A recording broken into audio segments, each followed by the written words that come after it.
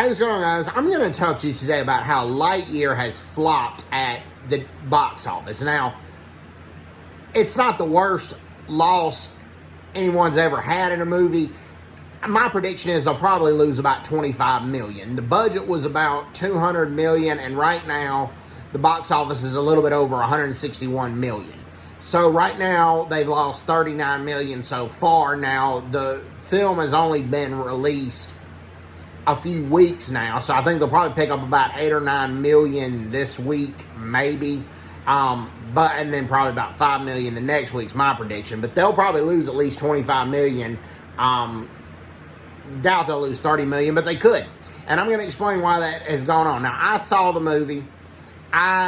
There wasn't much of a kiss scene, if you want to call it. It's basically this lady and her partner faced each other, then the portal door closed, but you knew what they were about to do.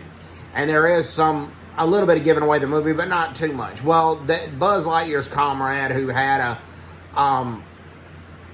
a gay friend, then they had a son together. Well, the son ended up marrying a woman, and then they had a child. And because Buzz traveled in time and stuff, or tried to travel through time, he didn't age like his friend did.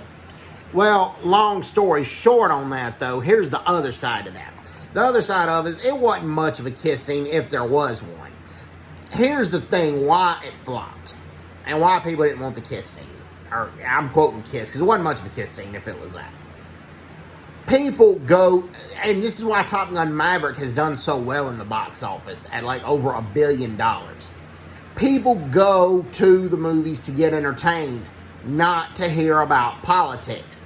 If people want to hear about politics, they'll see something like Fahrenheit 9/11, a Michael Moore documentary, a far left documentary, or Sicko, Bowling for Columbine, and those were left wing documentaries that did well. Or they'll see Dinesh D'Souza's documentaries, like Obama's America, Hillary's America, or America. But when you see those type movies, you know you're going to a political movie, and you know you probably adhere either to that ideology, left or right, or you belong to the other side, but you want to hear what the opposite side has to say. So you know you're going into that, okay?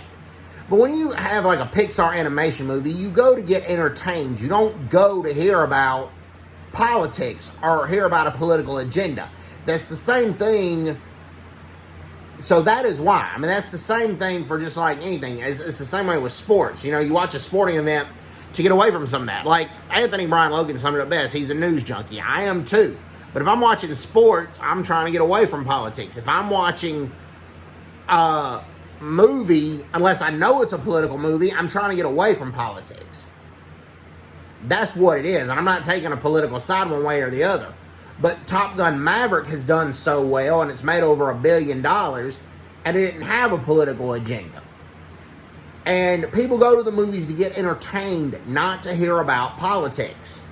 Unless they know firsthand that it's a political movie. But nobody wants a kid's Pixar movie to be a political movie. So anyways, hope everybody's doing well. Take care. God bless, and bye-bye. Bye-bye.